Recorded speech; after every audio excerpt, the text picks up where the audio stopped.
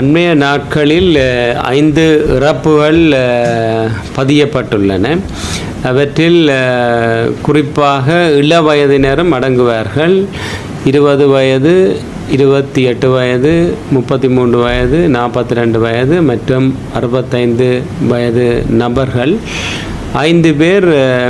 அதில் ஒருவர் நேரடியாக போதனா வைத்தியசாலைக்கு அனுமதிக்கப்பட்டவர். மிகுதி 4 பேரும் பருத்தித்துறையிலிருந்து 3 பேரும், முல்லைத்தீவு வைத்தியசாலையிலிருந்து ஒருவருமாக 5 பேரும் அனுமதிக்கப்பட்டிருக்கின்றார்கள். அவர்களுக்கு காய்ச்சல், சுவாச கோளாறு காரணமாக இங்கே அனுமதிக்கப்பட்ட போது 2-3 நாட்கள் சிகிச்சை அளிக்கப்பட்டது. சிகிச்சை பலனின்றி அவர்கள் உயிரிழந்திருக்கின்றார்கள்.